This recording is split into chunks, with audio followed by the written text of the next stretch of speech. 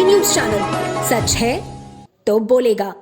वाराणसी के पराड़कर स्मृति भवन में आयोजित पत्रकार वार्ता में हिंदू जन जागृति समिति के धर्म प्रचारक सदगुरु नीलेश ने मीडिया से हुई बातचीत में बताया कि वैश्विक हिंदू राष्ट्र महोत्सव 24 से 30 जून 2024 तक श्री रामनाथ देवस्थान फोंडा गोवा में आयोजित किया जाएगा। बता दें कि 500 वर्षों के संघर्ष के उपरांत अयोध्या में निर्माण हुआ प्रभु श्री राम का मंदिर हिंदू राष्ट्र की निर्मित की दिशा में पहला कदम है, ऐसा हम मानते हैं। लेकिन लोकसभा चुनावों के उपरांत भी देश की परिस्थिति को देखते हुए हिंदुओं की समस्या सुलझाने के लिए हिंदुओं का इकोसिस्टम निर्माण कर नियोजनबद्ध पद्धति से कार्य करने की आवश्यकता है।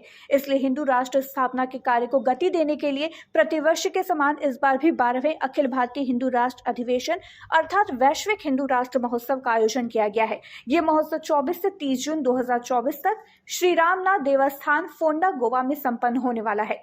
ऐसा हिंदू जन जागृति समिति के धर्म प्रचारक संत सदगुरु नीलेश इकबाल ने पत्रकार वार्ता में कहा है। वहीं कार्यक्रम में उपस्थित हिंदू जन जागृति समिति के धर्म प्रचारक सदगुरु नीलेश, हिंदू ओटीटी प्लेटफॉर्म प्राचम के संस्थापक प्रवीण चतुर्वेदी, वाराणसी व्यापार मंडल के अध्यक्ष अजीत सिंह बग्गा उपस्थित थे। अब लोकसभा चुनाव के उपरांत देश की विभिन्न परिस्थितियों को देखते हुए हिंदुओं के समक्ष जो समस्याएं, इन सभी समस्याओं को सुलझाने के लिए हिंदुओं का एक मजबूत इकोसिस्टम बनाने की आवश्यकता है और इस प्रकार ये इकोसिस्टम बनाने के लिए योजना पद्धति से कार्य करने की भी आवश्यकता है, जागरण करने की आवश्यकता है। और इसी उद्देश्य से 12वां एंड 12th अखिल भारतीय हिंदू राष्ट्र अधिवेशन, जो वैश्विक हिंदू राष्ट्र महोत्सव के रूप में भी जाना जाएगा, ये गोवा में 24 से लेकर के 30 जून तक आयोजित होगा। गोवा में फोंडा नाम के एक शहर है, वहां पर श्री रामनाथ देवस्थान के प्रांगण में यह अधिवेशन पूरे 7 दिन का अधिवेशन रहेगा।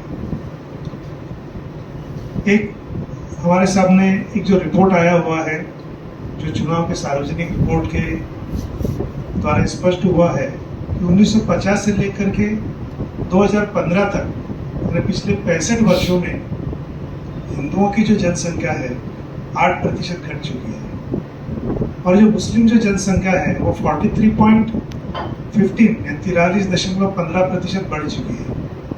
किसी का पॉपुलेशन बढ़ने के लिए हमारे पास कोई ये नहीं है, कोई समस्या नहीं है, परंतु ये जो समस्या, ये जो इस प्रकार से जो पॉपुलेशन बढ़ा हुआ है, ये अप्राकृतिक रूप से बढ़ा हुआ है, अननेचुरल पद्धति से बढ़ा हुआ है।